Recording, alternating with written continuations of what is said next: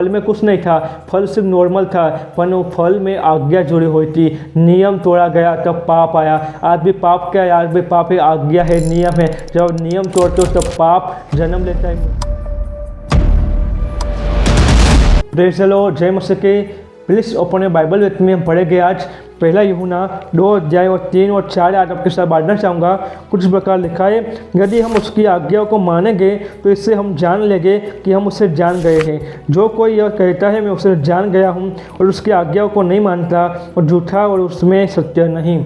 जी, Bible में बताती है अगर हम परमेश्वर को जानते हैं तो हम उसकी आज्ञा को मानेंगे। यदि हम परमेश्वर को जानते हैं और उसकी आज्ञा नहीं मानते तो हम परमेश्वर को कभी जान ही नहीं पाए। जी, बाइबल में बताती है परमेश्वर होम बलि और मेल बलि से पसंद नहीं होता, जितना उसकी बातें माने जाने में पसंद होता है।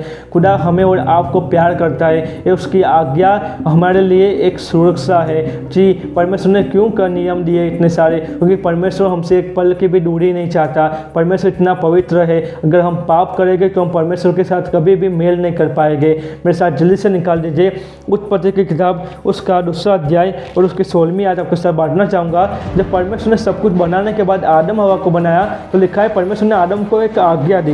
वो आज्ञा क्या थी? देखो, परमेश्वर ने आदम को यह आज्ञा दी, तू वाटिका के सब वृक्षों का फल बिना खटके खा सकता है, भले या बूढ़े के ज्ञान का जो वृक्ष है उसका फल तू कभी न खाना, क्योंकि जिस दिन तू उसका फल खाएगा उसी दिन अवश्य मर जाएगा। जी, ये मरण आत्मिक मरण था।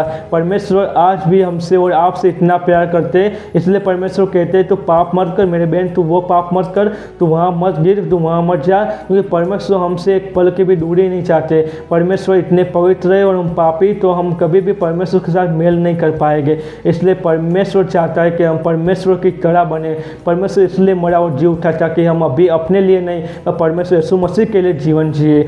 जी, बाइबल बताती है, जब तीसरा अध्याय पढ़ो तो बड़ा अच्छा लिखा है। मैं आपको उसकी, जब आप पढ़ते हो तीसरा अध्याय पूरा तो लिखा है, तब सर्प ने जब हवा को भरमा दिया तो लिखा है तब उन्होंने फल खाया और फल खाने के बाद परमेश्वर ने उन सब को वहाँ से निकाल दिया। हमने यही पढ़ा है। पर क्या आप जानते कि कभी भी परमेश्वर ने आदम हवा को अपने दिल से नहीं निकाला था, पर आदम हवा ने परमेश्वर को अपने मन से निकाल दिया था। जी, आज भी क्या है, फल में कुछ नहीं था, फल सिर्फ नॉर्मल था, पर वो फल में आज्ञा जुड़ी हुई थी। नियम तोड़ा गया तब पाप आया।